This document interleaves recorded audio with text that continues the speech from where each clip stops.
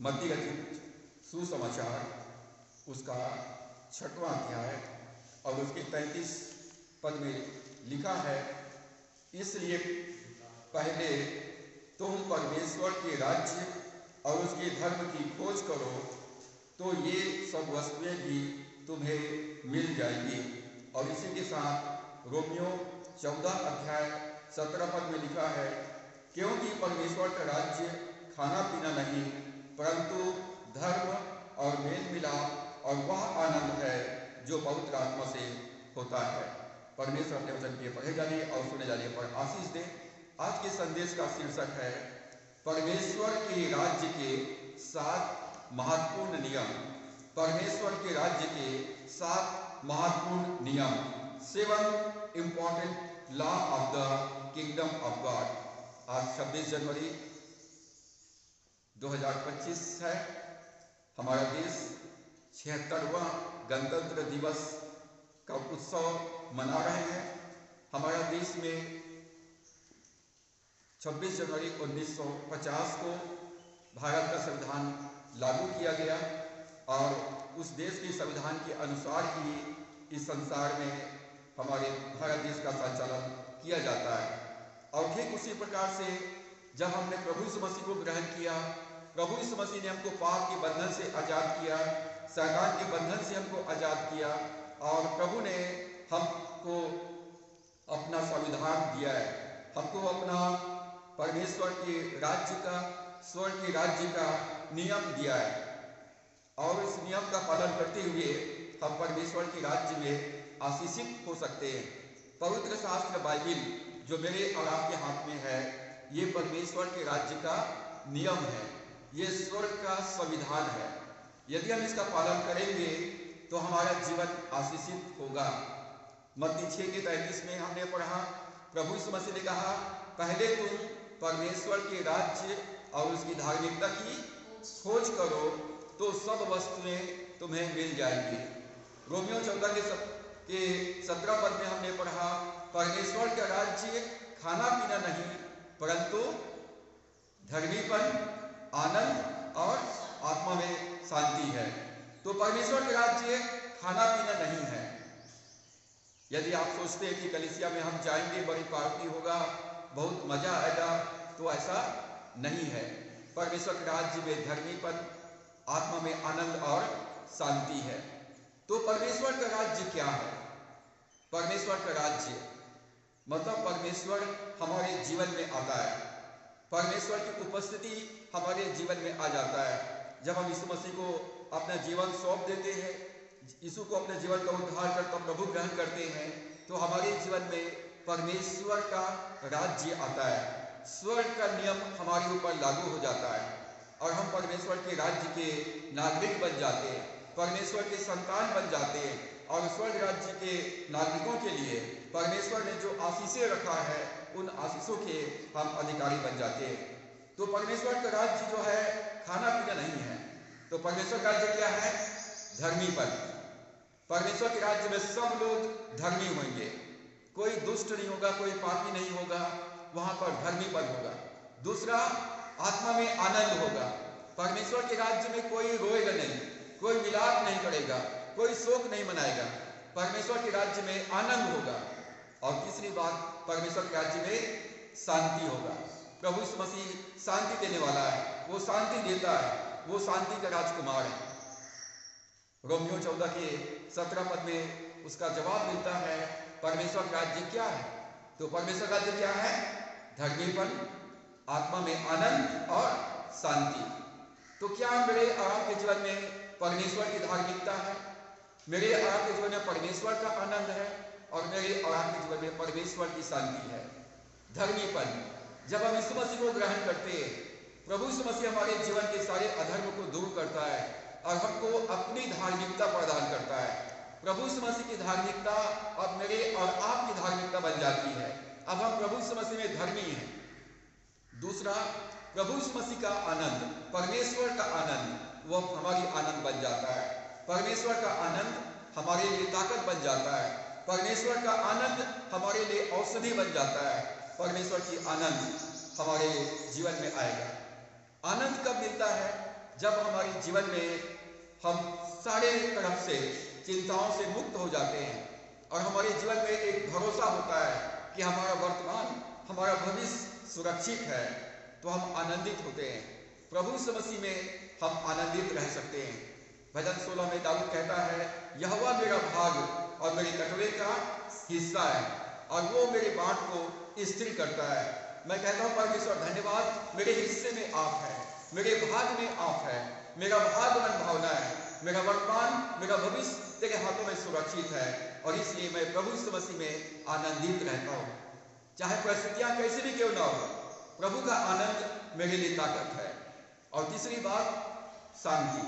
प्रभु यीशु मसीह हमारे जीवन की सारी चिंताओं को, सारे परेशानियों को, सारे बोझ को अपने ऊपर लेता है।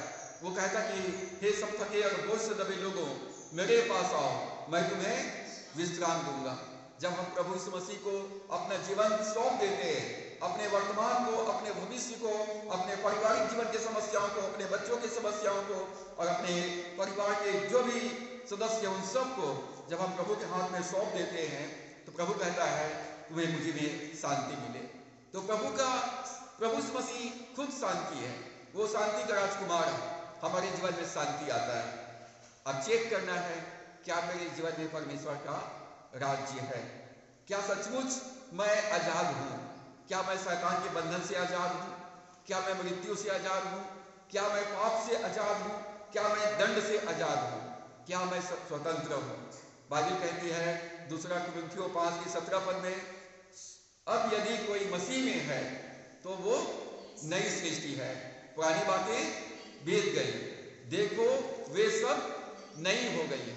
पुरानी बातें, पुराने जीवन में हमारे जीवन में पाप था, अधर्म था, बुराई था, पुराने जीवन में रोग था, बीमारी था, शोक था, निंदा और अपमान था और अशांति था। परंतु प्रभु यीशु मसीह में अब हमारी आत्मा नया कर दिया गया है। हमारे अंदर में अब परमेश्वर का राज्य आ गया है और इसलिए परमेश्वर के राज्य के साथ ही साथ हमारे जीवन में धर्मीपन आ गया है।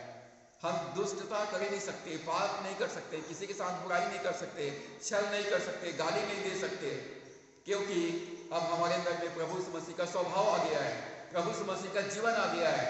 हम ऑटोमेटिक हम भला करना चाहते हैं, लोगों की भलाई करना चाहते हैं, क्योंकि भले आत्मा हमारे अंदर में आ गया है। धर्मीपन, आनंद, हम हमेशा आनंदित रहते हैं। हमारे चेहरे में हमेशा परमेश्वर का आनंद आपको दिखेगा। प्रभु यीशु मसीह में हम खुश रहते हैं, जैसे मानो हमको एकदम खजाना मिल गया है, हमारे घर में एकदम खजाना छिपा हुआ है और हम लोग उसमें आनंदित हैं, क्योंकि प्रभु यीशु मसीह में सारा खजाना है और वो मेरे और आपके हृदय में निवास करता है। स्वर्ग का खजाना प्रभु यीशु मसीह में है और वो मेरे अंदर निवास करता है और इसलिए मैं आनंदित हूँ। और वो कहता है कि किसी भी बात की चिंता मत करो, किसी बात की चिंता मत करो, क्योंकि मैं तुम्हारे साथ में हूँ। तो प्रभु यीशु मसीह की शांति हमारे जीवन में राज करता है। हम शांति, कई लोग रात भर सो नहीं पाते हैं, टेंशन लेते हैं, चिंता करते हैं, परेशान होते हैं, उनका ब्लड प्रेशर बढ़ जाता है, शुगर बढ़ जाता है, वो चिंता के मारे दुबले भी हो जाते हैं। परंतु प्रभु यीशु मसीह की शांति हमारी सोच को, हमारे विचारों को, हमारे हृदय को सुरक्षा प्रदान करता है। प्रभु यीशु मसीह की शांति हमको घेरे रहता है, परमेश्वर की आनंद हमको घेरे रहता है। प्रभु यीशु मसीह हमको चारों तरफ से घेर लेता है। तो परमेश्वर का राज्य मतलब स्वर्ग का राज्य, वो हमारे जीवन में आ जाता है। तो परमेश्वर के राज्य में यदि हम आशीषित होना चाहते हैं, यदि हम भरपूर होना चाहते हैं, तो परमेश्वर के राज्य के नियमों का पालन करना आवश्यक है। यदि हमको भारत देश में रहना है तो भारत देश के नियमों का पालन करना जरूरी है, संविधान का पालन करना आवश्यक है। और उसी प्रकार से परमेश्वर के राज्य में हमको आशीषित होने के लिए परमेश्वर के राज्य के नियमों का पालन करना जरूरी है। तो आज हम इस गणतंत्र दिवस के अवसर पर हम परमेश्वर के राज्य के 7 महत्वपूर्ण नियमों पर हम ध्यान लगाएंगे। पहला नियम, पश्चाताप और विश्वास का नियम। पश्चाताप और विश्वास का नियम, मत्ती रचित सुसमाचार 3 अध्याय। जो लोग बाइबल खोल सकते हैं आप मेरे साथ बाइबल निकालें। मत्ती रचित सुसमाचार 3 अध्याय और उसका 2 पद। यूहन्ना बपतिस्मा दाता यहूदिया के जंगल में यह प्रचार करने लगा, मन फिराओ क्योंकि स्वर्ग का राज्य निकट आ गया है। यूहन्ना बपतिस्मा दाता यहूदिया के जंगल में प्रचार करने लगा, मन फिराओ क्योंकि स्वर्ग का राज्य निकट आ गया है। मरकुस 1 अध्याय और उसके 15 पद को हम पढ़ेंगे तो प्रभु यीशु मसीह का पहला प्रचार था। मरकुस 1 अध्याय के 15 पद में और कहा, समय पूरा हुआ है और परमेश्वर का राज्य निकट आ गया है, मन फिराओ और सुसमाचार पर विश्वास करो। बाइबिल का, भविष्यवक्ताओं का, प्रेरितों का, प्रभु यीशु मसीह का ये प्रचार है, मन फिराओ और सुसमाचार पर विश्वास करो। जब हम अपने जीवन में अपने पापों से, अपने बुरे कार्यों से मन फिराते हैं और सुसमाचार पर विश्वास करते हैं तो परमेश्वर का राज्य हमारे जीवन में आता है। मन फिराना, मन फिराने का मतलब होता है 360 डिग्री मुड़ जाना। यदि आप पूरब की ओर जा रहे हैं तो पश्चिम की ओर लौट जाना। मन फिराने का मतलब होता है अपने बुरे कार्यों से मन फिराना, मरे हुए कामों से मन फिराना, पापों से मन फिराना और सुसमाचार पर विश्वास करना। मन फिराना बहुत आवश्यक है। हम यीशु मसीह पर विश्वास करते हैं, यीशु मसीह को ग्रहण भी कर लेते हैं, परंतु मन नहीं फिराते। हमारा मन पुराने जीवन में लगा रहता है, पुराने कार्यों में लगा रहता है। जैसे इस्राएली लोग मिस्र देश से तो निकल गए, मिस्र देश से निकलकर लाल समुद्र को पार करते हुए जंगल में तो आ गए। उनके सामने दूध और मधु से भरा हुआ कनान देश है, परंतु उसका मन कहाँ लगा हुआ है? मिस्र देश में लगा हुआ है। उनका मन मिस्र देश में लगा हुआ था। वो मूसा और हारून की अगुवाई में मिस्र देश से तो निकल गए, मिस्र देश से आजाद तो हो गए, परंतु उनका मन अभी भी मिस्र देश में लगा हुआ था। वहाँ का मटन, वहाँ की मछली, वहाँ का अदरक, वहाँ का लहसुन, वहाँ का प्याज उनको याद आ रहा था। जंगल की मन्ना खाते हुए उनका मन उकता गया था और इसीलिए वो लोग कनान में प्रवेश नहीं कर पाए। चाहे आप मसीह परिवार में पैदा हुए हो या आप प्रभु यीशु मसीह को ग्रहण करके आप परमेश्वर के राज्य में आप प्रवेश किए हो, परंतु स्वर्ग के राज्य में, परमेश्वर के राज्य में आशीषित होने के लिए आपको अपना मन कहाँ लगाना है? परमेश्वर के राज्य में। मन फिराना, मन फिराने का मतलब होता है 360 डिग्री ऐसा पूरा 180 अंश पूरा मुड़ जाना। पूरब की ओर जाए तो पश्चिम की ओर जाना है। मन फिराना, मरे हुए कामों से मन फिराना। मरे हुए काम, डेड वर्क्स। मरे हुए काम क्या है? जब आदम ने पाप किया और हवा ने पाप किया तो वो लोग अपने पाप को ढांपने के लिए अंजीर के पत्तों को सहारा लिया। अंजीर के पत्तों से पाप नहीं ढांपा जा सकता था। कर्मों से अपने आप को धर्मी ठहराने का कोशिश करना, धर्म कर्म के क्रिया के द्वारा से पाप को धोने का प्रयास करना।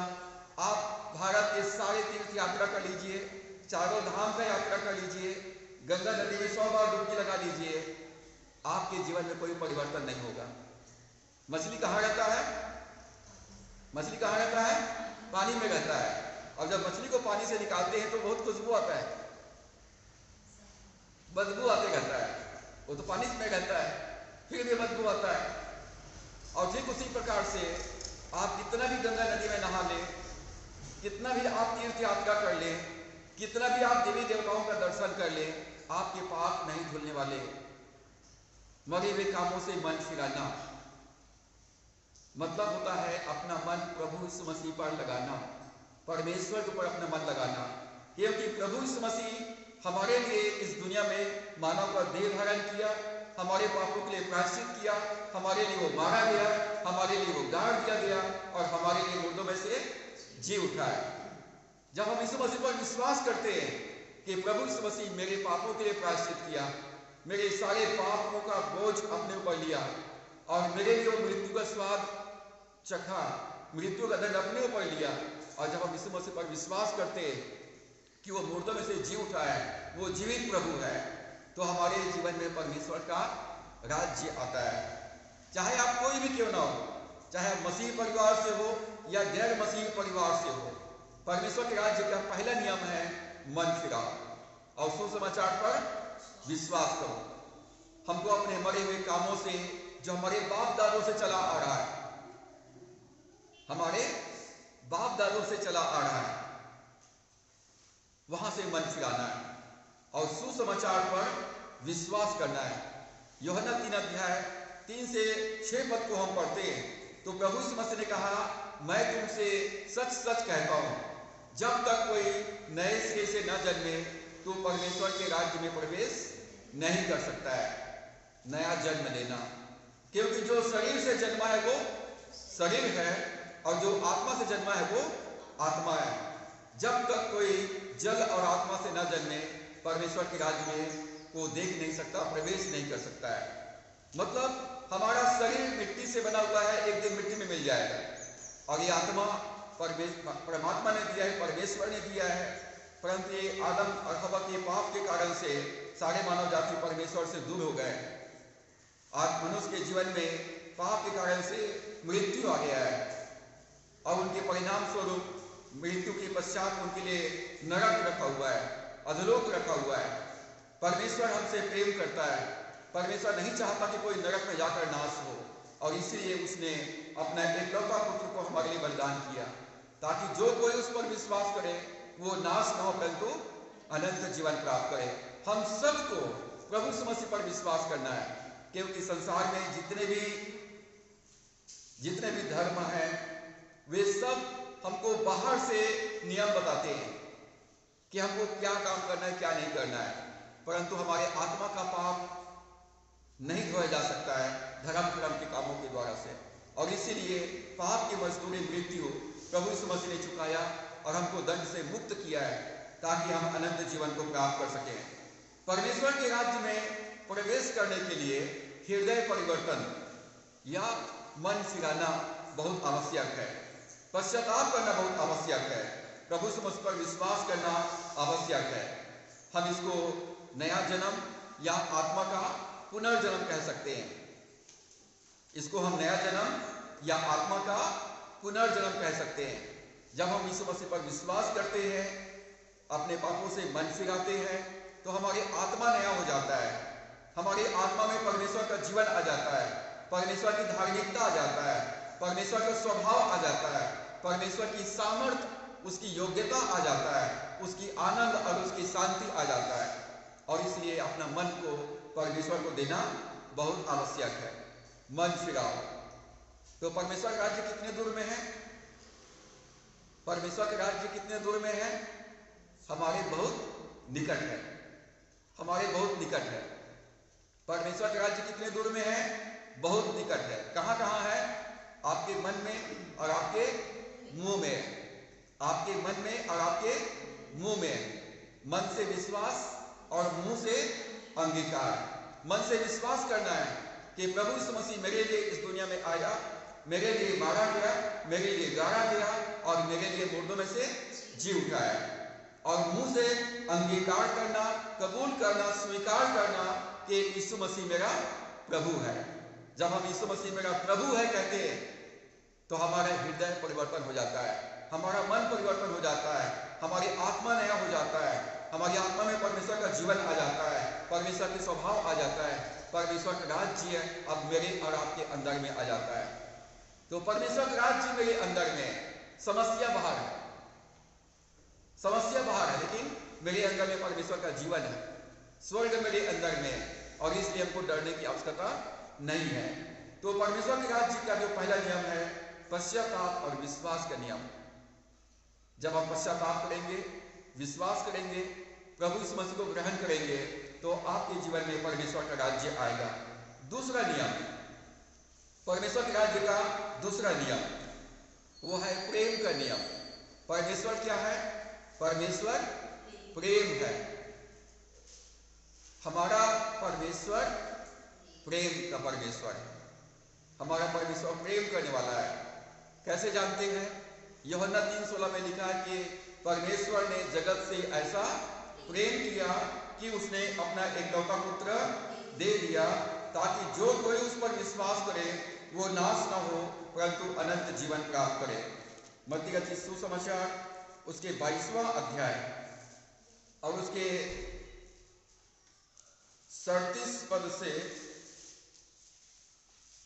39 पद में प्रभु यीशु मसीह ने हमारे लिए जो सबसे बड़ा नियम है उसको बताया है। स्वर्ग राज्य का दूसरा महत्वपूर्ण नियम है, वो है प्रेम का नियम। यदि परमेश्वर का राज्य आपके अंदर में है तो आप प्रेम करने वाले होंगे। आपके जीवन में परमेश्वर का प्रेम होगा, आपके जीवन में नफरत नहीं होगी, आपके अंदर में जलन नहीं होगा, आपके अंदर में घृणा नहीं होगा, कुरकुराहट नहीं होगा, आपके अंदर में प्रेम होगा, आपके अंदर में प्रेम होगा। क्यों? परमेश्वर प्रेम है। और परमेश्वर ने प्रभु यीशु मसीह के पास एक व्यवस्थापक आया और व्यवस्थापक ने पूछा, हे प्रभु, स्वर्ग के राज्य का सबसे महत्वपूर्ण नियम क्या है, सबसे बड़ी आज्ञा क्या है? तो प्रभु यीशु मसीह ने उससे कहा, तू परमेश्वर अपने प्रभु से अपने सारे मन और अपने सारे प्राण और अपनी सारी बुद्धि के साथ प्रेम रख। बड़ी और मुख्य आज्ञा तो यही है, और उसी के समान या दूसरी भी है कि तू अपने पड़ोसी से अपने समान प्रेम रख। ये दो आज्ञाएं सारी व्यवस्था और भविष्यवक्ताओं का आधार है। पूरे बाइबिल का सारांश दो आज्ञाओं में प्रभु ने समेट दिया, परमेश्वर से प्रेम करना और अपने पड़ोसी से अपने समान प्रेम करना। कैसे प्रेम करना है? सारे मन से, सारे प्राण से, सारी बुद्धि से और सारी शक्ति के साथ परमेश्वर से प्रेम करना। सारे मन से, सारे प्राण से, सारी बुद्धि से, सारी शक्ति के समान से प्रेम करना। और इसी के समान दूसरी आज्ञा यह भी है कि तू अपने पड़ोसी से अपने समान प्रेम करना। सिक्का का कितना पहलू है? दो पहलू होता है, एक चिप और एक फट। यदि एक साइड प्रिंट हुआ है और दूसरे साइड प्रिंट नहीं हुआ है तो वो नोट कैसे कहलाएगा? नकली नोट कहलाएगा। एक साइड प्रिंट हुआ है, दूसरा साइड प्रिंट नहीं हुआ है तो नकली नोट कहलाएगा। आप परमेश्वर से प्रेम करते हैं और अपने पड़ोसी से घृणा करते हैं तो आप असली हैं कि नकली हैं? आप नकली हैं, आप नकली मसीही हैं, आप नकली क्रिश्चियन हैं। आप दिखावा कर रहे हैं असली होने का, क्योंकि आपके अंदर में परमेश्वर के लिए तो प्रेम दिखता है परंतु पड़ोसी के लिए प्रेम नहीं दिखता है। तो आपकी टेस्ट कि आप क्रिश्चियन हैं, परमेश्वर के राज्य में आशीष के योग्य हैं, परखा जाएगा। और वो कौन परखेगा? शैतान परखेगा। इस संसार में दुष्टों के बीच में आपको रख दिया जाएगा, ऐसे लोगों के बीच में रख दिया जाएगा जो आपको पसंद नहीं करते हैं, आपके हर काम का विरोध करते हैं और उनके साथ, उनके बीच में आप कैसा व्यवहार करते हो। तो वहां पर आपकी जांच होगी, क्या वहां पर आप ज्योति हो, क्या वहां पर आप नमक हो, क्या वहां पर आप परमेश्वर की संतान हो, क्या आपको अपने परमेश्वर पर भरोसा है? तो बाइबल में लिखा है कि तू अपने प्रभु, अपने परमेश्वर से सारे मन से, सारे प्राण से, सारी बुद्धि से और अपनी सारी शक्ति के साथ प्रेम करना। और इसी के साथ दूसरी आज्ञा यह है कि तू अपने पड़ोसी से अपने समान प्रेम करना। परमेश्वर से तो हर कोई प्रेम करता है, लेकिन अपने पड़ोसी से जब प्रेम की बारी आती है तो हमारा असली स्वभाव बाहर आता है। तुझे मालूम नहीं है मैं किस खानदान से हूं, तेरे को पता नहीं है मैं क्या कर सकता हूं तेरे साथ। क्यों? तो यीशु मसीह ने यूहन्ना 8 अध्याय के 44 पद में सदुकी फरीसियों से क्या कहा? तुम अपने पिता शैतान से हो, क्योंकि वो झूठा है, हत्यारा है और सच्चाई पर स्थिर नहीं रहा, और इसीलिए तुम उनकी इच्छा को पूरा करना चाहते हो। प्रभु यीशु मसीह ने खुल के कह दिया, सदुकी और फरीसी लोग, धार्मिक अगुवे लोग अपने आप को इब्राहिम की संतान कहते थे। प्रभु यीशु मसीह ने कहा कि तुम अपने पिता शैतान से हो और उनकी लालसाओं को पूरा करना चाहते हो। आप किसकी इच्छा पूरा करना चाहते हैं? क्या परमेश्वर प्रेम है तो आपके और मेरे हृदय से वो प्रेम निकलता है, परमेश्वर के लिए प्रेम निकलता है और अपने पड़ोसी से प्रेम निकलता है। प्रेम का नियम, परमेश्वर और अपने पड़ोसी के प्रति प्रेम परमेश्वर के राज्य का मुख्य सिद्धांत है। ये परमेश्वर के राज्य का सिद्धांत है। प्रभु यीशु मसीह ने मत्ती 5 अध्याय में कहा, धन्य हो तुम जो दयावंत हो।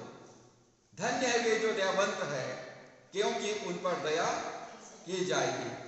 यदि आप दयावंत रहेंगे तो आपके ऊपर दया की जाएगी। परमेश्वर का प्रेम आपको हमेशा मिलेगा। परमेश्वर की करुणा और उसकी भलाई आपके जीवन में हमेशा बनी रहेगी और उसके लिए आपको अपने पड़ोसी से प्रेम करना पड़ेगा। ये इतना आसान काम नहीं है, ये इतना आसान काम नहीं है। जब तक कि पवित्र आत्मा हमको सामर्थ्य न दे, जब तक पवित्र आत्मा हमारे जीवन पर कंट्रोल न करे, आसान काम नहीं होता है। जब मच्छर काटता है तो क्या कैसा लगता है? उसको प्रेम आता है उसके ऊपर कि ठीक है और काट लो, और उसके बाद जब काट के भागता है कैसा लगता है?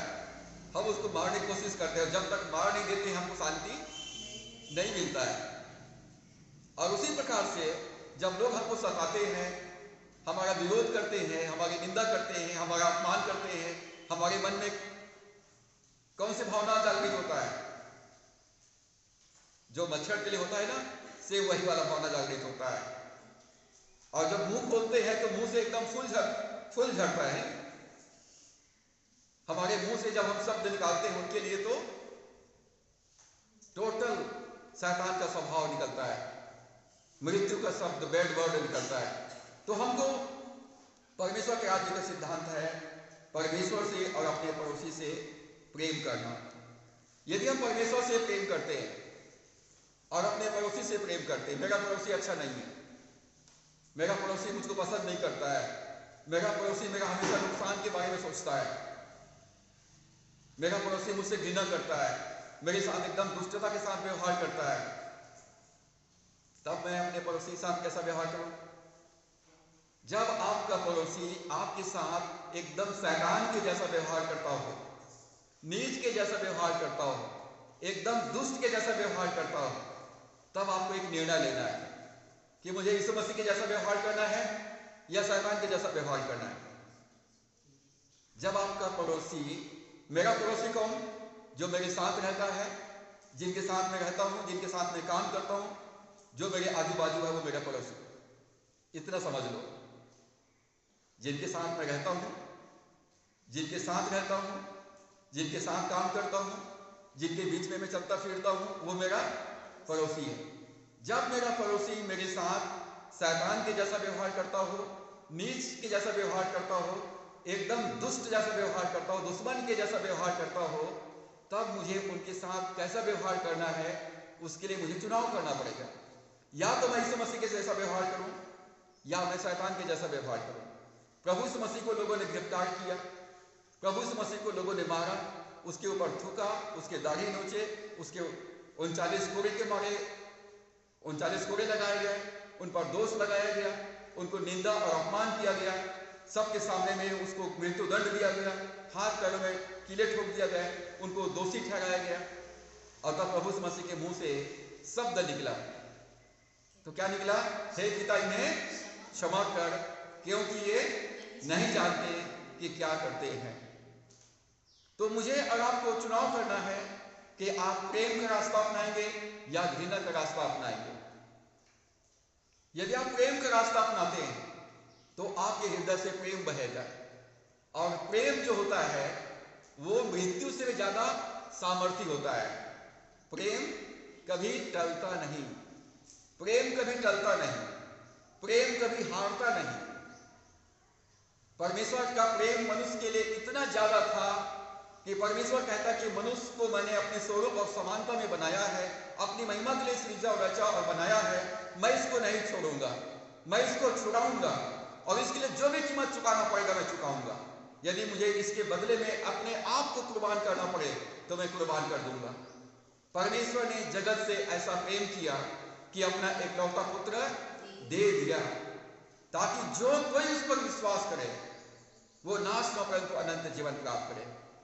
वो हमारे बीच में मानव का देह धारण किया, स्वर्ग की महिमा को छोड़ दिया, दास के समान सेवा किया, अपना को शून्य कर दिया, मृत्यु के अधीन कर दिया। वो हमारे लिए मारा गया, गाड़ दिया गया और हमारे लिए मुर्दों में से जी उठा है। और आज प्रभु यीशु मसीह को सारे दुनिया के लोग विश्वास करते हैं, प्रभु यीशु मसीह की आराधना करते हैं और उसकी सेवा करते हैं। परमेश्वर ने प्रेम के द्वारा से मुझे और आपको बचा लिया है। तो आपका प्रेम परमेश्वर के जैसा प्रेम होना चाहिए। अब जो मानवीय प्रेम है या शारीरिक प्रेम है, उस प्रेम से यदि हम प्रेम करना चाहेंगे तो नहीं कर सकेंगे। जो शारीरिक प्रेम है या मानवीय प्रेम है, उस प्रेम में होकर के हम वो प्रेम नहीं कर पाएंगे। तो पवित्र आत्मा के द्वारा से परमेश्वर का प्रेम हमारे अंदर डाला जाता है। जब हम पवित्र आत्मा को अपना जीवन सौंप देते हैं, जो हमारा सहायक है, तो हमारे अंदर में परमेश्वर का प्रेम डालता है।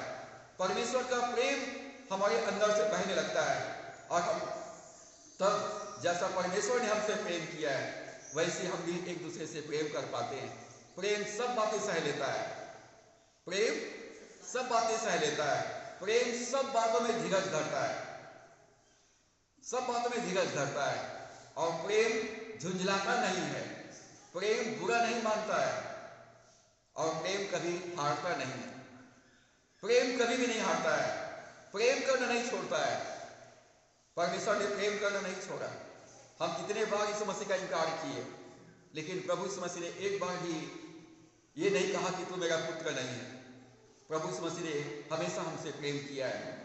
तो हमको अपने पड़ोसी से यदि हम प्रेम करते हैं तो परमेश्वर का प्रेम हमें प्राप्त होगा, उसका अनुग्रह प्राप्त होगा, उसकी कृपा हमें प्राप्त होगी, परमेश्वर की आशीष हमें प्राप्त होगा। तो परमेश्वर के राज्य का जो पहला महत्वपूर्ण नियम है, मन फिराना और सुसमाचार पर विश्वास करना।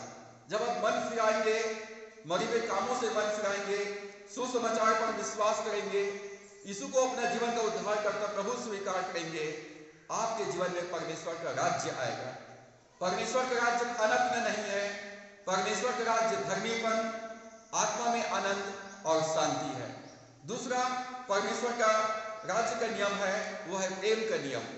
परमेश्वर से प्रेम करना है और अपने पड़ोसी से अपने समान प्रेम करना है, अपने पड़ोसी से अपने समान प्रेम करना है, क्योंकि हम सब परमेश्वर के परिवार में, परमेश्वर के राज्य में ग्रहण किए गए हैं। हम सब परमेश्वर के संतान हैं और इसलिए चाहे मेरा पड़ोसी कैसा भी क्यों ना हो, वो परमेश्वर का संतान है और इसलिए मुझे उनसे प्रेम करना है, उनके लिए प्रार्थना करना है और उनसे सही व्यवहार करना है।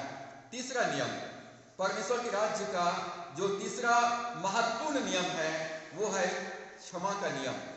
मत्ती का सुसमाचार 6वां अध्याय, मत्ती 6 अध्याय उसका 14 और 15 पद, जो हम प्रभु की प्रार्थना में हमेशा दोहराते हैं।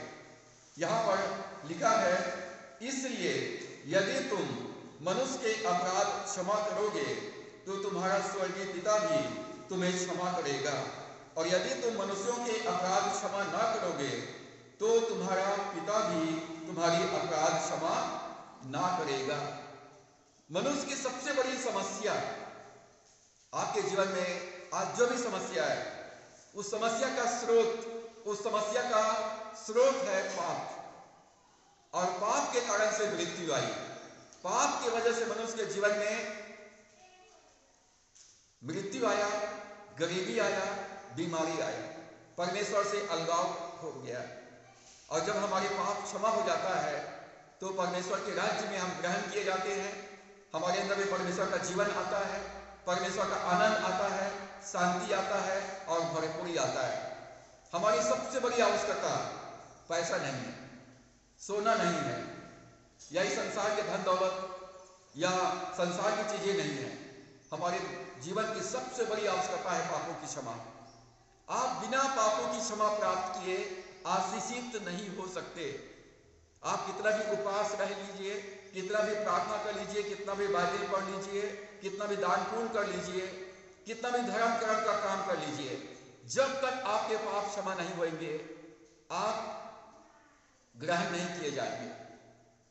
और पापों की क्षमा के लिए प्रभु यीशु मसीह हमारे लिए इस दुनिया में मानव का देह धारण किया, हमारे लिए वो मारा गया, हमारे लिए गाड़ दिया गया और हमारे लिए मुर्दों में से जी उठाया। जब हम यीशु मसीह पर विश्वास करते हैं तो प्रभु यीशु मसीह हमारे पाप को क्षमा करते हैं, हमारे अधर्म को दूर करते हैं। और भजन 32 में दाऊद कहता है, आशीषित है वे लोग जिनके पाप क्षमा किया गया है। आशीषित है वे लोग जिनके पाप क्षमा किया गया है। जब उराऊ पुत्र अपने पिता की संपत्ति को बुरी संगति में खत्म करके जब वापस लौटा और अपने पापों से पश्चाताप किया, मन फिराया, तो पिता ने उसको क्षमा किया और ग्रहण किया। पिता ने उसको क्षमा कर दिया और उसको स्वीकार कर लिया गया। उसके सारे दुख दूर हो गए। उराऊ पुत्र का सारा दुख उसी दिन दूर हो गया जब पिता ने उनको माफ कर दिया और स्वीकार कर लिया।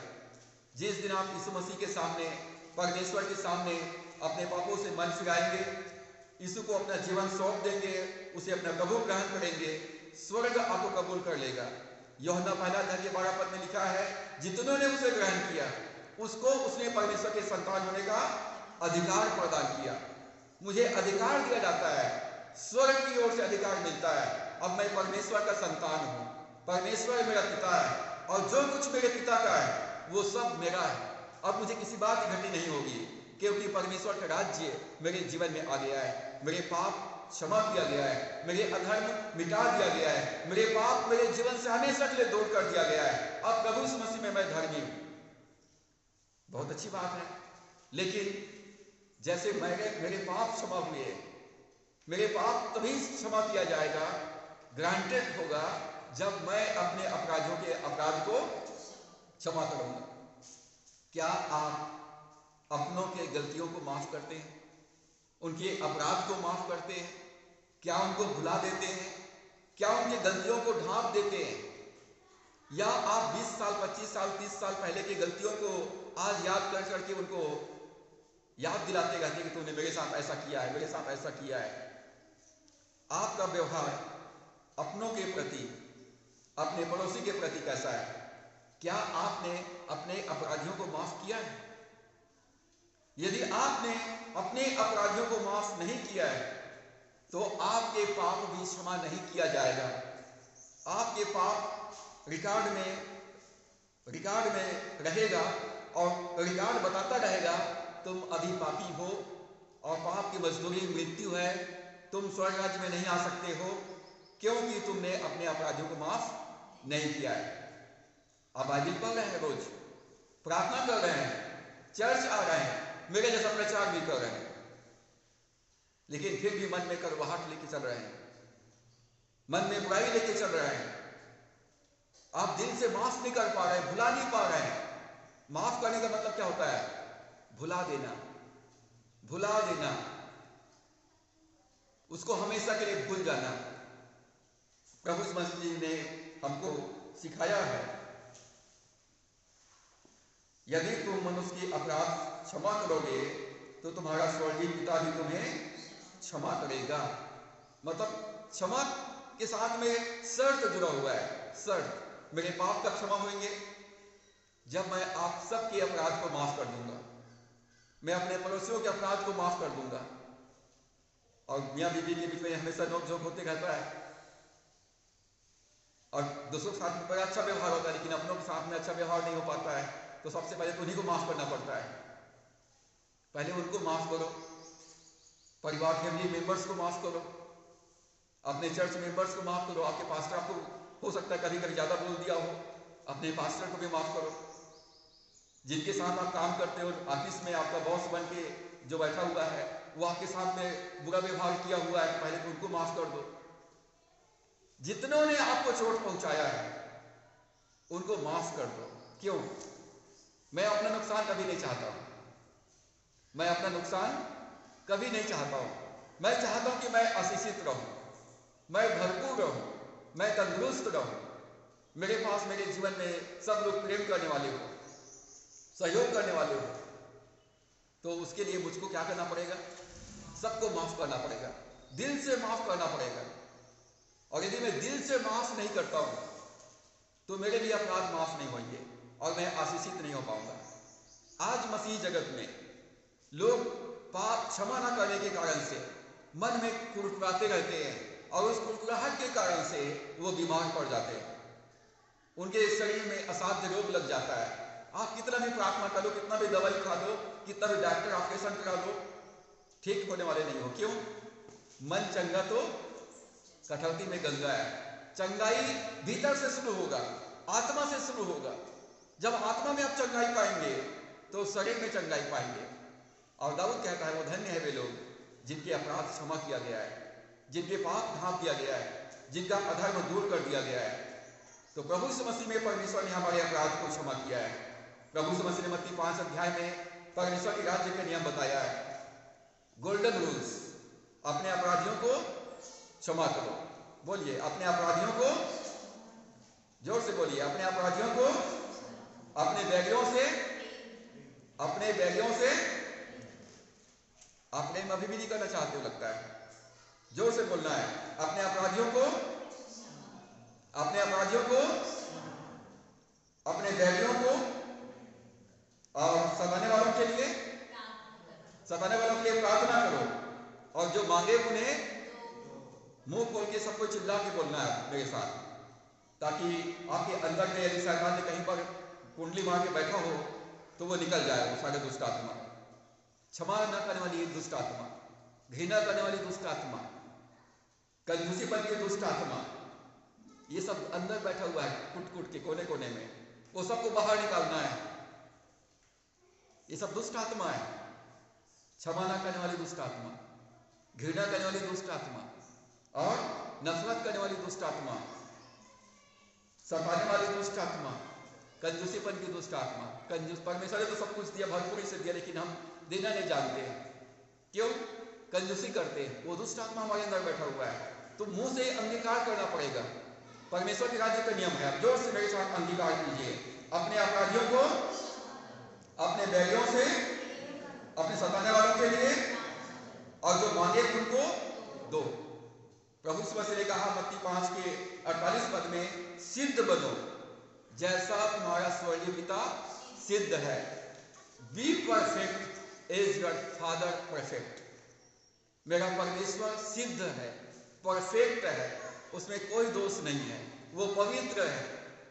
वो कहता है पवित्र बनो जैसा तुम्हारा स्वर्गीय पिता पवित्र है। तुम्हारे बुलाने वाला पवित्र है। अब कितना भी आप सनलाइट साबुन से नहा लो, कितना भी वॉशिंग मशीन से डुबा के घुमा घुमा के नहा लो, आप पवित्र नहीं हो सकते। कितना भी आप गर्म पानी लगा के, निर्मा लगा के नहा लो, वॉशिंग मशीन में पूरा डूब जाओ, घंटा भर घुमा के निकलेंगे, आपका मन में वही कुड़कुड़ाहट, वही नफरत, वही घृणा, वही दुष्टता भरा रहेगा। तो कौन सी वॉशिंग मशीन चाहिए? प्रभु यीशु मसीह का लहू।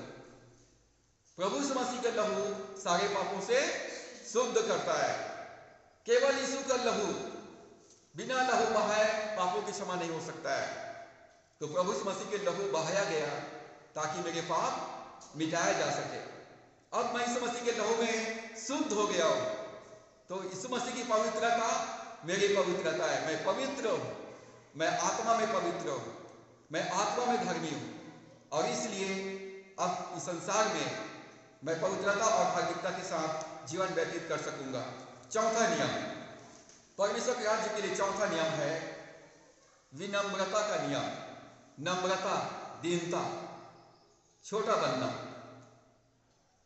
मत्ती 18 अध्याय उसका 4 पद में, मत्ती 18 अध्याय के 4 पद में प्रभु यीशु मसीह ने एक दृष्टांत दिया परमेश्वर के राज्य का, और लिखा है कि जो कोई अपने आप को इस बालक के समान छोटा करेगा वो स्वर्ग के राज्य में बड़ा होगा।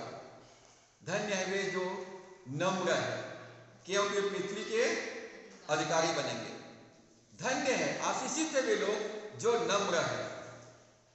जो नम्र है वे आशीषित है। क्यों? वो पृथ्वी के अधिकारी बनेंगे। इस संसार में कौन नहीं चाहता कि वो बड़ा बने? कौन नहीं चाहता कि वो ऊंचा बने? कौन नहीं चाहता है कि वो आशीषित हो, वो धनवान हो, वो भरपूर हो, वो संपन्न हो? हर कोई चाहता है। और परमेश्वर की प्रतिज्ञा है व्यवस्था 28 अध्याय के 14 पद में, मैं तुमको पुंज नहीं मैं तुमको सिर बनाऊंगा, तुम नीचे नहीं परंतु ऊपर रहोगे। मैं अपने जीवन में कभी भी छोटा बन के रहना नहीं चाहता, मैं कभी भी छोटा बन के जीना भी नहीं चाहता, मैं बड़ा ही बनना चाहता हूं। और उसके लिए क्या बनना पड़ेगा? मुझको नम्र बनना पड़ेगा, दीन बनना पड़ेगा, प्रभु यीशु मसीह के समान मुझे सेवक बनना पड़ेगा। मैं चर्च में झाड़ू पोछा लगा लगा के बड़ा बना। जब संध्या झाड़ू पोछा नहीं करती थी ये लोग, तो यहां पर कई सालों तक मैं, मेरी पत्नी, मेरा बेटा, मेरी बेटी, चारों लोग शनिवार के दिन झाड़ू पोछा लगाते थे। कोई नहीं आता था यहाँ पर झाड़ू पोछा लगाने के लिए, और झाड़ू पोछा लगा लगा के हम लोग बड़े हुए, आशीषित हुए। गुरुद्वारा में आप जाएंगे तो वहां पर जो बड़े बड़े लोग होते हैं ना, वो सब जूता चप्पल साफ कर रहे होते हैं, जूठा बर्तन धो रहे होते हैं, झाड़ू लगा रहे होते हैं, और वो सब करोड़पति अरबपति लोग होते हैं, और हम लोग फोकट शांत मारते हैं। यदि बड़ा बनना है तो सबका सेवा करो। प्रभु यीशु मसीह ने कहा, मैं सेवा करने नहीं आया हूं, मैं सेवा कराने नहीं आया हूं, परंतु मैं सेवा टहल करने आया हूं। परमेश्वर के राज्य में यदि आपको बड़ा बनना है तो सेवा करो। प्रभु यीशु मसीह ने अपने चेलों के पैर धोए, अंगोछे से उनके गीले पांव को पोंछा। तुम मुझे गुरु कहते हो, तुम मुझे प्रभु कहते हो, और मैंने तुमको नमूना दिखाया है कि तुमको कैसा जीवन व्यतीत करना है। चेला अपने गुरु से बड़ा नहीं होता है। जब मैं तुम्हारा गुरु होकर, तुम्हारा प्रभु होकर तुम्हारे पैर धोया है, तो तुमको एक दूसरे की सेवा करना है। मसीह जीवन सेवा का जीवन है, सेवा का वरदान। प्रभु यीशु मसीह ने हमको इस संसार में सेवा करने के लिए रखा है। एक दूसरे की सेवा करना, एक दूसरे की चिंता करना, एक दूसरे की परवाह करना। परमेश्वर के राज्य में विनम्रता सबसे महान गुण है। आपको महान बनाएगा, आपको बड़ा बनाएगा कौन? नम्रता और दीनता। आशीषित है वे जो नम्र है, वो पृथ्वी के अधिकारी होंगे। धन्य है वे जो मन के दीन है, क्योंकि स्वर्ग राज्य के अधिकारी बनेंगे। परमेश्वर के सामने दीन बनो तो वो तुम्हें शिरोमणि बनाएगा।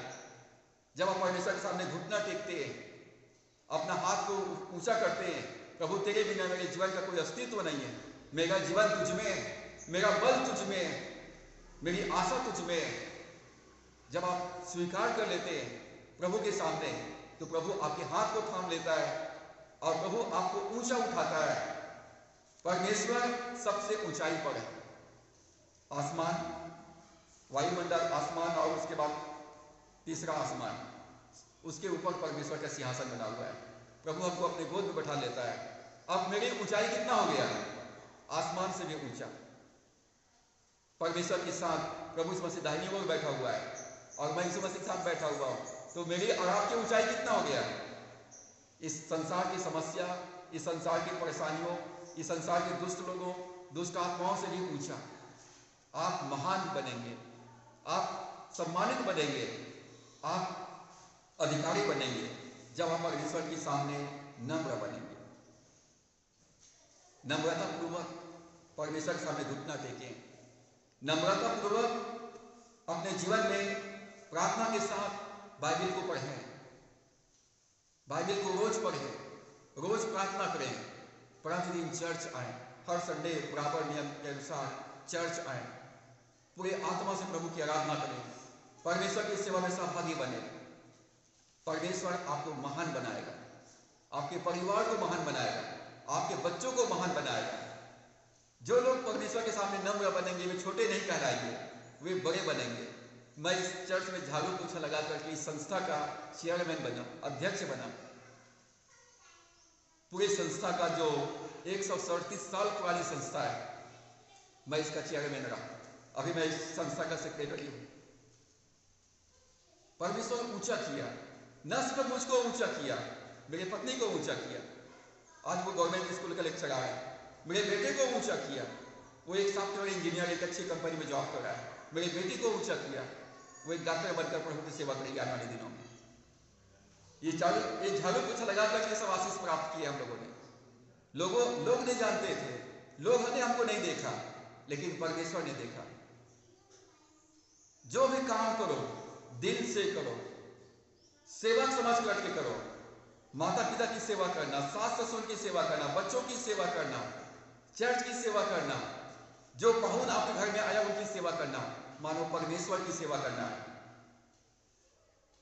मैं किचन में काम करता हूं, अपने पूरे परिवार का सेवा करता हूं, मैं परमेश्वर की सेवा समझकर करता हूं, आनंद के साथ में करता हूं, प्रार्थना के साथ करता हूं, और मुझे बड़ा आनंद आता है उस काम में, और परमेश्वर मुझको आशीष देने वाला है। परमेश्वर हमारी सेवा का प्रतिफल देने वाला है, मनुष्य नहीं देगा। यदि मैं इतना काम करूंगा तो मुझे क्या मिलेगा वाला नहीं। यदि मैं सेवा कर रहा हूं तो मेरी सेवा का प्रतिफल परमेश्वर मुझको देगा, प्रभु यीशु मसीह मुझको देगा। मैं आशीषित बनूंगा, मैं सिर बनूंगा, मैं अधिकारी बनूंगा, मैं सम्मान के योग्य परमेश्वर मुझको बनाएगा। परमेश्वर के राज्य का जो 5वां नियम है, मत्ती 6 अध्याय उसका 10वां पद, मत्ती 6 अध्याय का 10वां पद, वहां लिखा है, तेरा राज्य आए, तेरी इच्छा जैसे स्वर्ग के राज्य में पूरी होती है वैसे पृथ्वी पर भी हो। परमेश्वर के राज्य का जो 5वां नियम है, ओबीडियंस टू गॉड्स विल, परमेश्वर की इच्छा का पालन करना, परमेश्वर की इच्छा का पालन करना।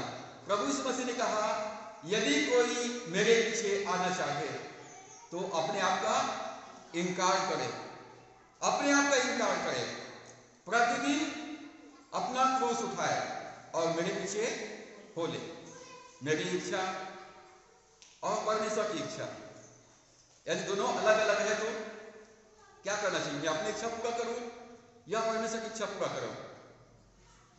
यदि मैं परमेश्वर की इच्छा पूरा करना चाहता हूं तो अपनी इच्छा को मारना पड़ता है, अपनी इच्छा को मारना पड़ता है, और परमेश्वर की इच्छा को पूरा करने के लिए अपने आप को समर्पित करना पड़ता है। और मैं सोचना बंद कर देता हूं, मैं विश्वास करता हूं परमेश्वर ने जो कहा है वो अच्छा है, उसमें भलाई छिपा हुआ है। तो प्रभु ने कहा, यदि कोई मेरे पीछे आना चाहे तो पहली बात अपने आप का इनकार करे, दूसरा प्रतिदिन अपना क्रूस उठाए, और तीसरा मेरे पीछे हो ले। प्रभु ने कहा, जहां मैं रहता हूं मेरा सेवक रहेगा, जहां मैं रहूंगा वहां मेरा सेवक रहेगा, और पिता उसका आदर करेगा। इस संसार के लोग आपका आदर नहीं करेंगे, इस संसार के लोग आपको तुच्छ समझेंगे, लेकिन आपके विश्वास का, आपकी प्रार्थनाओं का, आपकी सेवा का आदर परमेश्वर करेगा। आप सारे जातियों में सर्वश्रेष्ठ गिने जाएंगे, सारे जातियों में, सारे लोगों में आप श्रेष्ठ गिने जाएंगे। तो हमको परमेश्वर की इच्छा इस संसार में पूरा करना है। तेरी इच्छा जैसे स्वर्ग में पूरी होती है वैसे ही इस पृथ्वी पर भी हो। परमेश्वर के राज्य के नागरिक उसकी इच्छा को अपने जीवन में प्राथमिकता देते हैं। परमेश्वर मेरे जीवन में तेरा राज्य आए, मेरे जीवन में तेरी इच्छा पूरी हो जाए, यही प्रार्थना तो प्रभु ने सिखाया है। और पहले तुम परमेश्वर के राज्य और धार्मिकता की खोज करो, पहले अपने जीवन में परमेश्वर को राज करने दो, तुम परमेश्वर की इच्छा अपने जीवन में पूरा करो, तुम्हारी सारी इच्छा, तुम्हारी सारी लालसा, तुम्हारी सारी आवश्यकताएं परमेश्वर पूरा कर देगा, आपके जीवन में जोड़ दिया जाएगा। मत्ती 6:33 में प्रभु ने यही बात कहा, पहले तुम परमेश्वर के राज्य धार्मिकता की खोज करो तो सब वस्तुएं तुम्हें मिल जाएंगी। परमेश्वर के राज्य का जो 5वां नियम है, परमेश्वर की इच्छा का पालन करना, विलिंग एंड ओबीडियंस। हमारे मन में इच्छा होना चाहिए परमेश्वर की आज्ञा पालन करने के लिए। चर्च आने की आपकी इच्छा होना चाहिए, बाइबल पढ़ने के लिए इच्छा होना चाहिए, प्रार्थना करने के लिए इच्छा होना चाहिए, आराधना करने के लिए इच्छा होना चाहिए, सेवा करने के लिए इच्छा होना चाहिए, प्रचार करने के लिए इच्छा होना चाहिए, गवाही देने के लिए इच्छा होना चाहिए, आशीषित होने के लिए, तंदुरुस्त होने के लिए, भरपूर होने के लिए, ऊंचा होने के लिए इच्छा होना चाहिए। परमेश्वर धर्मियों के लालसा को उत्तम पदार्थों से तृप्त करता है। मेरी लालसा, मेरी अभिलाषा, मेरी इच्छा परमेश्वर पूरा कर देगा तो मेरी जवानी उकाब के समान नया हो जाएगा, मैं 40 साल में भी जवान रहूंगा, 50 साल में भी जवान रहूंगा, 60 साल में भी जवान रहूंगा, 90 साल में भी जवान रहूंगा, क्योंकि हमारा यीशु मसीह कभी बुरा नहीं होता है। यीशु मसीह आज कल और युगान युग एक सा है, और मैं यीशु मसीह के साथ में हूं तो मेरी आत्मा कभी बुरा नहीं होगा, मेरी सोच कभी बुरा नहीं होगा, मैं ऊर्जावान बना रहूंगा, तंदुरुस्त बना रहूंगा, आशीषित बना रहूंगा। जैसा उकाब नया बल पाता है, मैं प्रतिदिन नया बल पाते जाऊंगा, मैं पहले से भी बेहतर और बेहतर होते जाऊंगा, क्योंकि परमेश्वर मेरी इच्छा पूरा करने वाला है। क्यों? क्योंकि मैंने अपने जीवन में परमेश्वर की इच्छा पूरा करने के लिए अपने आप को दे दिया है। मैंने परमेश्वर की इच्छा को पूरा करने के लिए अपने आप को दे दिया है, और मैं कहता हूं परमेश्वर मेरे जीवन में तेरा राज्य आए, मेरे जीवन में तेरी इच्छा पूरी हो जाए। पवित्र आत्मा मेरी सहायता कर कि मैं प्रभु की इच्छा पूरा करूं। मैं अपने बल अपनी बुद्धि से परमेश्वर की आज्ञा पालन नहीं कर सकता, तो मैं पवित्र आत्मा से सहायता मांगता हूं, मेरी सहायता करना कि मैं कठिन से कठिन परिस्थितियों में भी मैं वचन के अनुसार चल सकूं, तेरी इच्छा को मैं पूरा कर सकूं। यदि यशायाह पहला अध्याय 19-20 पद में लिखा है, यदि तुम आज्ञाकारी होकर मेरी मानो तो इस देश में बसे रहोगे। यदि तुम आज्ञाकारी होकर मेरी मानो तो इस देश में बसे रहोगे और उत्तम उत्तम पदार्थ खाने पाओगे। उत्तम से उत्तम चीजें परमेश्वर मेरे लिए आपके लिए प्रबंध करेगा। छठवीं बात, परमेश्वर के राज्य का जो नियम है, छठवां नियम, विश्वास और प्रार्थना का नियम। मत्ती 21 अध्याय 22 पद, मत्ती का सुसमाचार 21वां अध्याय 22वां पद। मत्ती 21 के 22 में लिखा है, और जो कुछ तुम प्रार्थना में विश्वास से मांगोगे वह सब तुमको मिलेगा। जो कुछ, एनीथिंग, जो कुछ तुम प्रार्थना में विश्वास से मांगोगे वह सब तुमको मिलेगा। कौन बोला है? स्वयं प्रभु यीशु मसीह ने। मांगो तुम्हें दिया जाएगा, जो कुछ मांगो तुम्हें दिया जाएगा। मांगो, क्या चाहिए? अब तक तुमने कुछ नहीं मांगा, मांगो ताकि तुम्हारा आनंद पूरा हो जाए। इतना प्रभु यीशु मसीह ने हमको विशेषाधिकार दिया है, उसके बावजूद भी लोग प्रार्थना नहीं करते, उसके बावजूद भी प्रार्थना में लोगों का मन नहीं लगता है, उसके बावजूद भी प्रार्थना पर लोग विश्वास नहीं करते, उसके बावजूद भी लोग वचन को अमल में नहीं लाते। जब आपने यीशु मसीह को ग्रहण किया, उसने आपको परमेश्वर पिता के संतान होने का अधिकार दे दिया। आपका नाम स्वर्ग के जीवन के पुस्तक में लिख दिया गया है, और आपको विशेषाधिकार दिया गया है, जो कुछ मेरा है सब तुम्हारा है। जो कुछ तुम विश्वास से मांगोगे वो सब तुम्हें मिलेगा। मांगो, विश्वास से मांगो, लगातार मांगो। जब तक आपके जीवन में प्रार्थना का उत्तर नहीं मिल जाता है, आप प्रार्थना करते रहो। प्रभु ने कहा मांगो, दूसरा कहा ढूंढो, और तीसरा कहा खटखटाओ। लगातार खटखटाते रहो दरवाजा। भाई अब अंदर में कोई आपका मित्र सोया हुआ है गफलत के नींद से, दरवाजा बार बार खटखटाओगे तो क्या करेंगे? वो खोलना ही पड़ेगा उसको, और कोई रास्ता नहीं है। तो जब आप लगातार वचन को लेकर प्रार्थना करेंगे, विश्वास के साथ प्रार्थना करेंगे, आपकी प्रार्थना का उत्तर परमेश्वर देगा, क्योंकि परमेश्वर सामर्थी है, जो प्रतिज्ञा किया उसको पूरा करेगा। यूहन्ना 15 के 7 में प्रभु ने कहा, तुम मुझ में बने रहो और मेरा वचन तुम में बना रहे, और जो चाहे मांगो तुम्हारे लिए हो जाएगा। वचन में बने रहो, विश्वास में बने रहो, प्रार्थना में बने रहो, संगति में बने रहो, सेवा में बने रहो। आपकी प्रार्थना का उत्तर बहुत शीघ्र ही आप प्राप्त करने वाले। स्वर्ग से इस पृथ्वी पर आने में, स्वर्ग में सब कुछ आत्मा में है और स्वर्ग इस पृथ्वी पर भौतिक रूप में है। तो आत्मिक संसार की चीजों को भौतिक संसार में आने के लिए कुछ तो समय लगेगा। बीज को जब धरती में बोते हैं तो 4 महीना लगता है उसको फल लाने में। आपकी प्रार्थना का उत्तर लाने में भी समय लगेगा। एक माँ जब बच्चे को कंसीव करती है गर्भ धारण करती है तो उसको बाहर लाने के लिए 9 महीना लगता है। वो 9 महीने तक वो आनंदित रहती है कि मैं माँ बनने वाली हूँ। माँ नहीं हूँ ऐसा नहीं बोलती, माँ बनने वाली हूँ। वो फील करती है, महसूस करती है। और ठीक वैसे ही परमेश्वर के वचन को, परमेश्वर के प्रतिज्ञाओं को अपने आत्मा में ले लो। जैसा गर्भवती महिला वो बच्चे को महसूस करती है कि वो पैदा करने वाली है एक बच्चे को, वैसे ही आप भी वचन को, प्रतिज्ञा को अपने अंदर ले लो। महसूस करो, ये प्रतिज्ञा मेरे जीवन में पूरा होने वाला है, मैं इस चीज को पाने वाला हूँ, मैं आशीषित होने वाला हूँ, मैं भरपूर होने वाला हूँ, मैं तंदुरुस्त होने वाला हूँ, मैं विजयी होने वाला हूँ, मैं अपने मंजिल को प्राप्त करने वाला हूँ, मेरे सपने साकार होने वाले हैं। धन्यवाद परमेश्वर, तू मेरे साथ में है। आपको प्रभु में आनंदित रहना है, भरोसा करते रहना है। यदि हम उसकी इच्छा के अनुसार मांगते हैं तो वो हमारी सुनता है। यदि हम उसकी आज्ञा में बने रहते हैं तो हमारी प्रार्थना को वो सुनता है।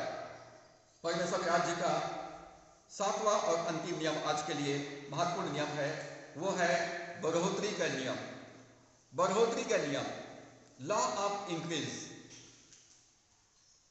पहली क्लास पास हो गए तो दूसरी क्लास में जाना है, 5वीं पास हो गए तो 6वीं में जाना है, 8वीं पास हो गए तो 9वीं में जाना है, 12वीं पास हो गए तो कॉलेज में जाना है, कॉलेज पास हो गए तो डॉक्टरेट करना है। 10,000 महीना पा रहे हैं तो 20,000 पाना है, 20,000 पा लिए तो 50,000 पाना है, 50,000 पाना है तो 1 लाख पाना है, 1 लाख पा लिए तो 2 लाख पाना है। मतलब हमारी जो इच्छा है वो बढ़ती जाती है, वो बढ़ती जाती है। और परमेश्वर नहीं बोलता है बस करके, परमेश्वर नहीं बोलता है कि बस हो गया इतना काफी है।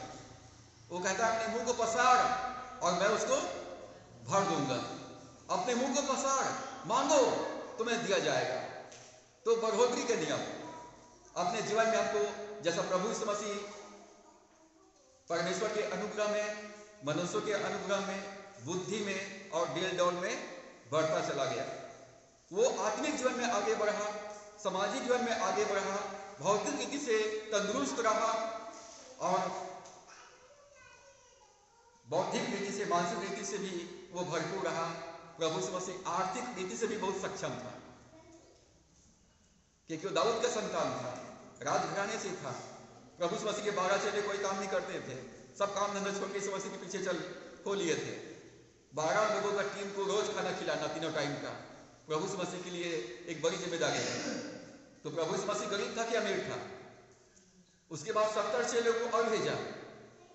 तो प्रभु यीशु मसीह के पास 12 चेले पूरे समय, 70 चेले और सबको खाना खिलाना है। हर बार चमत्कार नहीं हुआ कि 5 रोटी 2 मछली हर बार लाए तो रोज प्रभु यीशु मसीह ने चमत्कार कर दिया, ऐसा नहीं हुआ।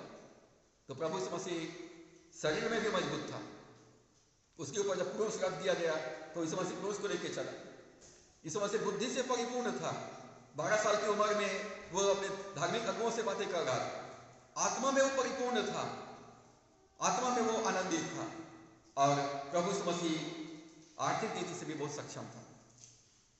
जो वस्त्र पहने हुए थे वो बुना हुआ था, कीमती था। लोगों ने उसको फाड़े नहीं, उसको लाकड़ी डाल करके, चिट्ठी डाल करके उसको निकाला गया। तो प्रभु यीशु मसीह के जीवन में आत्मिक रूप से धनी था, भौतिक रीति से भी धनी था, बौद्धिक रीति से धनी था, आर्थिक रीति से भी धनी था। हमारा परमेश्वर धनवान है या गरीब है? हमारा यीशु मसीह आज धनी है या गरीब है? वो कहता है स्वर्ग और पृथ्वी का सारा अधिकार मुझे दिया गया है। मेरा यीशु मसीह जिस पर मैं विश्वास करता हूं, जिसके पीछे मैं हो लिया हूं, जिसकी सेवा मैं करता हूं, वो तीनों लोगों का प्रभु है। वो स्वर्ग का मालिक है, वो पृथ्वी का मालिक है, वो अधोलोक का मालिक है। वो मेरा प्रभु है, वो मेरा शासक है, वो मेरा चरवाहा है और मुझे किसी भी बात की घटी नहीं होगी। तो हमारा यीशु मसीह चाहता है कि हम इस संसार में भरपूरी प्राप्त करें। यूहन्ना 10:10 में कहता है, मैं इसलिए आया हूं कि वे जीवन पाए और बहुतायत का जीवन पाए। जब मैं बाइबल पढ़ना शुरू किया, मैं इसको समझता गया, प्रार्थना करता गया और अपने जीवन में उसको पूरा होने की परमेश्वर से प्रार्थना करने लगा। जो भी लिखा है परमेश्वर मेरे जीवन में होना चाहिए। ईसाइयों के जीवन में, क्रिश्चियनों के जीवन में पूरा होता है कि नहीं होता है मैं नहीं जानता, लेकिन मैं आपके वचन पर विश्वास करता हूँ, आपके पीछे को लिया हूँ, आपकी सेवा में हूँ। ये लिखा हुआ वचन, ये प्रतिज्ञा मेरे जीवन में पूरा होना चाहिए। मैं किसी व्यक्ति के पास अपनी समस्या को लेकर, आवश्यकताओं को लेकर नहीं जाने वाला हूँ, लेकिन हर बात के लिए आपके सामने घुटना टेकूंगा, हर बात को आपके सामने रखूंगा। आप जीवित हो, आप एक अपने प्रतिज्ञा को पूरा करने के लिए सामर्थ्य हो। मेरे जीवन में इन प्रतिज्ञाओं को पूरा करो, मुझे भरपूर करो। धन्य है वे जो खाली है, क्योंकि वो भर दिए जाएंगे। पुअर इन द स्पिरिट, धन्य है जो मन के दीन है, क्योंकि स्वर्ग राज्य उन्हीं का है। पुअर इन द स्पिरिट, जो आत्मा में खाली है, वो भर दिया जाएगा। आप परमेश्वर के सामने अपने आप को खाली कीजिए, पुराने पानी को पूरा उंडेल दीजिए, फ्रेश नया पानी ले लीजिए, ताजा ले लीजिए। परमेश्वर रोज नया मन्ना देगा, रोज नया अभिषेक देगा, रोज नया परमेश्वर का प्रेम और उसे करुणा आपके जीवन में आएगी। आप बसाते नहीं रहेंगे, आप महकते रहेंगे। आप इस वजह से खुशबू को लेकर जाने वाले पात्र बन जाएंगे, क्योंकि आपने अभी अभी बॉटल में नया खुशबू इत्र भर लिया है। जब आप वचन को पढ़ेंगे, प्रार्थना करेंगे, अपने जीवन को प्रभु के सामने में खोल देंगे, प्रभु आपको भर देगा, पवित्र आत्मा से भर देगा, अपने स्वभाव से, अपने सामर्थ्य से, अपने प्रेम से, अपनी आनंद से, अपनी शांति से भर देगा। ज्योति, आप ज्योतिर्मय हो जाएंगे। 100% आप एकदम बैटरी चार्ज हो जाएगा।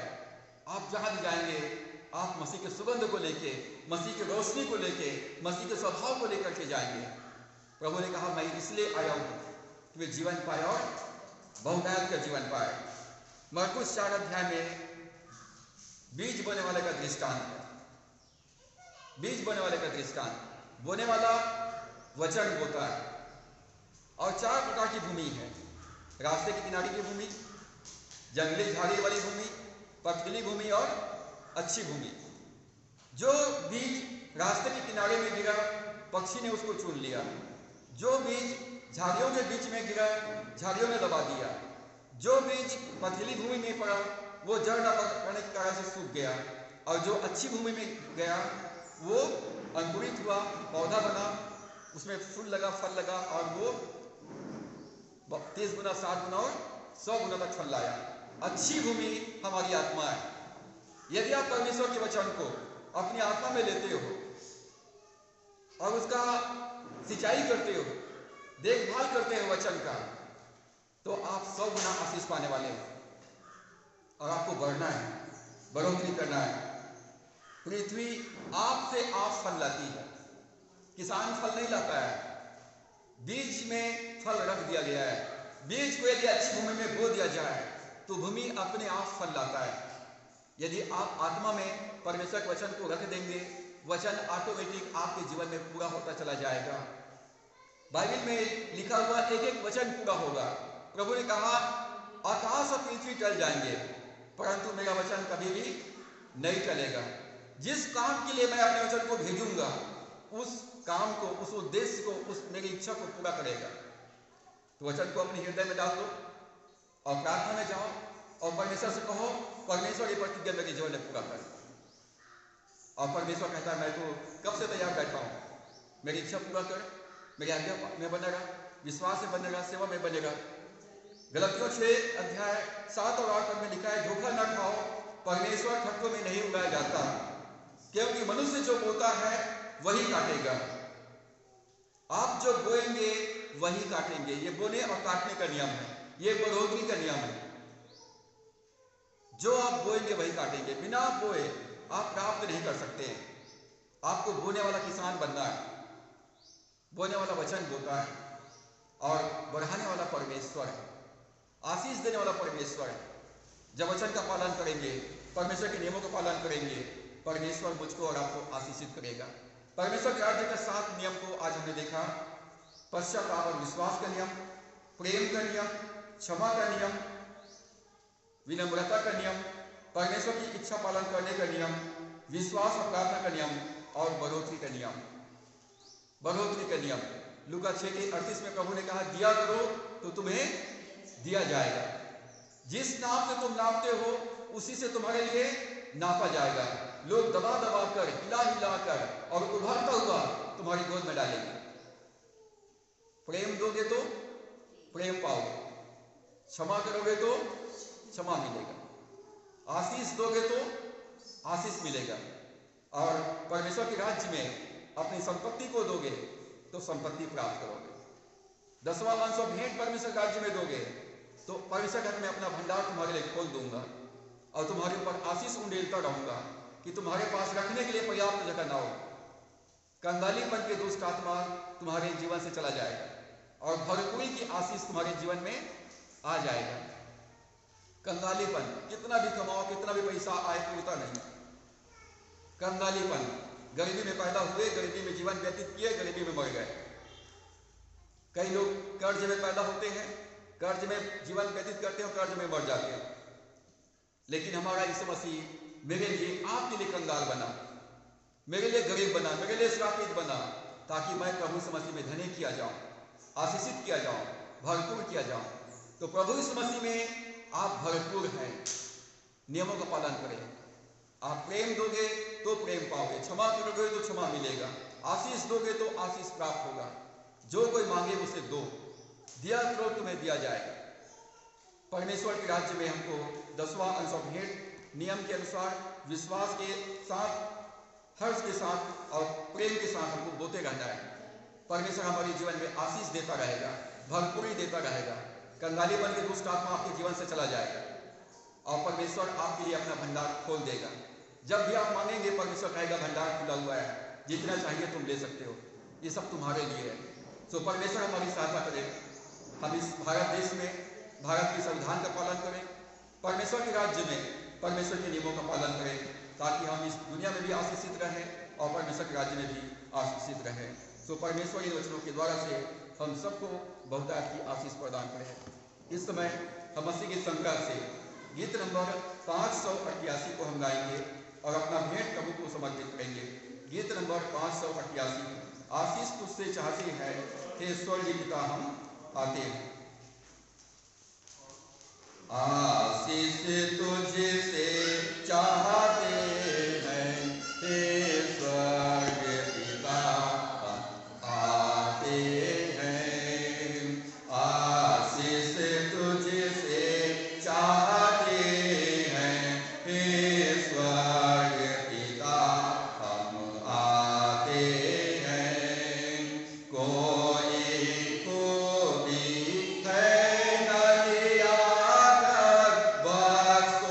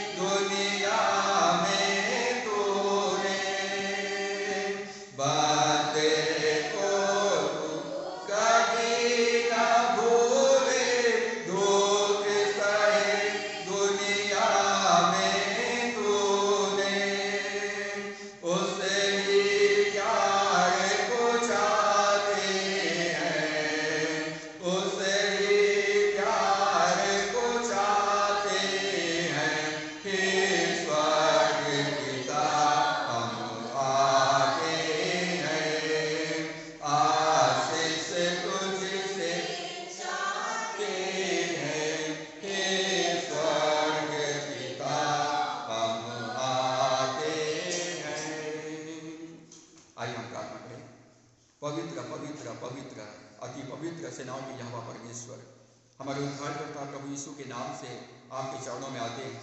हम अपने भारत देश के लिए धन्यवाद करते हैं। आप हमको स्वतंत्र भारत में रखा है, जहाँ हम आज़ादी के साथ प्रभु हम जीवन व्यतीत कर सकते हैं, आज़ादी के साथ तेरी आराधना और तेरी सेवा कर सकते हैं। धन्यवाद करते हैं पिता परमेश्वर। 26 जनवरी 1950 को हमारे देश का संविधान लागू किया गया। प्रभु इस संविधान में हमको समानता का अधिकार प्रदान किया गया।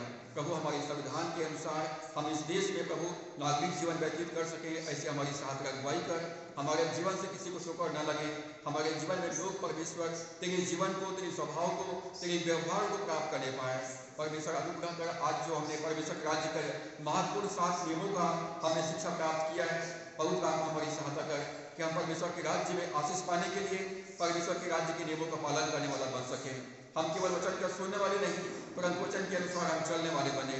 पवित्र आत्मा हमारी सहायता कर। हमारे जीवन से लोग मसीह के खुशबू को प्राप्त करें। हमारे जीवन में लोग ज्योति को प्राप्त करने पाए। हमारे जीवन में लोग पिता परमेश्वर के स्वभाव को प्राप्त करने पाए। हम हर एक जगह प्रभु चमकने पाए, हर एक जगह प्रभु शांति और आनंद को लाने पाए, हर एक जगह पिता परमेश्वर हम अंधकार को मिटाने पाए। पिता परमेश्वर अपने आप को हम तेरे हाथों में सौंपते हैं। अपनी आत्मा का ताजा अभिषेक हमको प्रदान कर, ताकि हम जलते हुए दीपक के समान प्रभु हम उजियाला हर जगह फैला सकें। पिता परमेश्वर जो वचन पे बीज बोया गया है, हर एक के जीवन में वो 100 गुना तक फल लाने पाए। हर एक मसीह विश्वासी पिता परमेश्वर वो 100 गुना आशीषित हो, फलवंत हो, जयवंत हो, भरपूर हो, तंदुरुस्त हो, विजयी हो और पिता परमेश्वर धार्मिकता पवित्रता के साथ परमेश्वर संसार में तेरी महिमा करने पाए। जितने भी भाई बहने बच्चे यहाँ उपस्थित है, मैं हर एक को यीशु के नाम में आशीषित करता हूँ। परमेश्वर हर एक को स्पर्श कर, हर एक के जीवन के बंधन और श्राप टूट जाए। हर एक प्रकार की दुर्बलता और दरिद्रता की दुष्ट आत्माएं यीशु के नाम से इन प्रियों के जीवन से दूर चली जाए। हर एक को स्पर्श कर प्रभु जी, हर एक को अपनी आत्मा से भर दे, अपने प्रेम से भर दे, अपने आनंद अपनी शांति से भर दे। हर एक के बंधन और श्राप यीशु के नाम में टूट जाए। हर एक को यीशु के नाम से आजाद हो जाए। हर एक के वैवाहिक जीवन को मैं आशीषित करता हूँ। बच्चों के पढ़ाई लिखाई को मैं यीशु के नाम में आशीषित करता हूँ। इस कलीसिया के जुड़े हुए एक एक मसीह विश्वासी, एक एक सदस्य है प्रभु यीशु मसीह विजयी हो, आशीषित हो, भरपूर हो, संपन्न हो। इनके जीवन में कल्याण की घोषणा करता हूँ। पिता परमेश्वर में आशीष की घोषणा करता हूँ। हमारे प्रिय लोग जो हमसे दूर हैं, जो ड्यूटी में है, जो ऑफिसों में काम कर रहे हैं, जो स्कूल कॉलेजों में पढ़ाई कर रहे हैं, प्रभु हमारे प्रिय लोग परमेश्वर जहाँ कहीं भी है उनकी रक्षा कर, उनके संग और साथ में रह, ताकि तेरे मौजूदगी को हर पल प्राप्त करने पाए और तेरी सुरक्षा में पिता परमेश्वर आनंद के साथ अपने जीवन के कर्तव्यों को पूरा करने पाए। पिता परमेश्वर का राज्य खाना पीना नहीं है, परंतु परमेश्वर का राज्य धार्मिकता है, आत्मा का आनंद है और शांति है। हम धन्यवाद करते प्रभु, आपने हमको अपनी धार्मिकता प्रदान किया, अपनी आनंद हमको दिया, अपनी शांति हमको प्रदान किया है। प्रभु धन्यवाद करते the kingdom of God is in me. परमेश्वर राज्य अब मुझ में, महिमा की आशा यीशु मुझ में। परमेश्वर तू मेरे चारों ओर है, तेरे दूत मेरे चारों तरफ में। मैं इसके लिए तेरे नाम का धन्यवाद करता हूँ। प्रभु हमारा उठना बैठना, हमारा चलना फिरना, हमारी बातें तुझे ग्रहण योग्य होने पाए। प्रभु इस संसार में हमको अपनी महिमा के लिए अपने सामर्थ्य और अधिकार के साथ, प्रेम और तरस के साथ, चिन्ह और चमत्कार के साथ आप इस्तेमाल कीजिए। हमारे जीवन में आपकी सारी प्रतिज्ञाएं जो बाइबल में हम प्राप्त करते हैं पूरा किया जाए। परमेश्वर दया कर हर एक मसीह विश्वासी के जीवन में प्रतिदिन यीशु के नाम से चिन्ह और चमत्कार हो। हर एक मसीह विश्वासी बाइबल को पढ़ने वाले, प्रार्थना करने वाले और गवाही देने वाले, प्रचार करने वाले मसीह बन जाए। हर एक लोग पिता परमेश्वर, हर एक मसीह परिवार में, हर एक मसीह विश्वासियों के जीवन में यीशु के नाम से चिन्ह और चमत्कार हो। हर एक लोग पिता परमेश्वर अपने जीवन में तेरी आश्रय क्रमों को प्राप्त करने वाले बने। हमारी कलीसिया वेस्टलैंड चर्च गंदेगाजी की सेवकाई चिन्ह और चमत्कार की सेवकाई होने पाए। जो ये संदेश यहाँ से प्रचार किया गया है, जब वो फेसबुक और यूट्यूब में अपलोड होता है, वो पृथ्वी के छोर तक पहुँचने पाए और हर एक सुनने वाले लोग आशीषित होने पाए। जब हम यहाँ से विदा होते हैं, अपने घरों को लौटते हैं, हमारी साथ का अगुवाई करके हम जहाँ कहीं भी रहें, पिता परमेश्वर तुझको भाते रहें, तेरी इच्छा हमारे जीवन में पूरा हो जाए।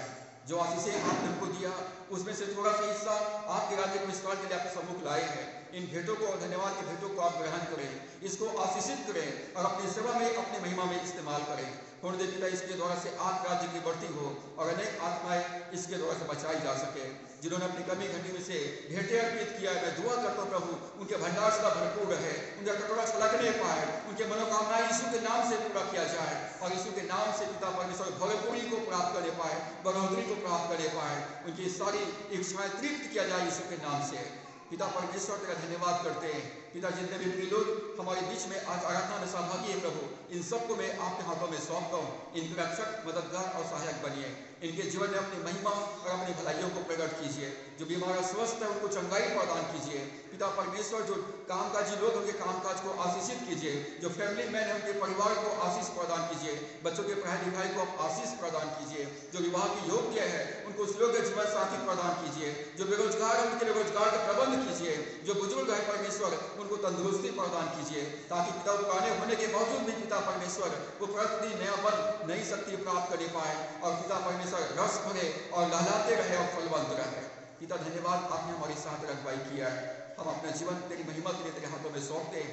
हमें अपनी महिमा के लिए आप हर जगह इस्तेमाल कीजिए। धन्यवाद पिता, आपकी प्रार्थना को सुना। आगे समय को, जीवन को, संपूर्ण परिस्थितियों को आपके हाथों में सौंपते हुए दुआ उद्धार करता प्रभु यीशु के नाम से मांगते हैं, आमीन। अब हमारे परमेश्वर पिता का प्रेम, प्रभु यीशु मसीह का अनुग्रह, पवित्र आत्मा की संगति और सहभागिता वचन को सुनने वाले, मानने वाले हर एक विश्वासियों के ऊपर, बच्चे बुजुर्गों के ऊपर, सेवकों के ऊपर अब से लेकर युगान युग तक होती रहे, आमीन। मुझ में यीशु की शोभा दिखाई दे, उसका अद्भुत प्यार और सब निर्मलता, हे तू आत्मा पवित्र कर शुद्ध मेरा शरीर, मुझ में यीशु की शोभा दिखाई दे, आमीन, आमीन। प्रभु आप सबको आशीष दे। आप सबको जय मसीह की, आप सबको 76वां गणतंत्र दिवस की हार्दिक बधाई और शुभकामनाएं।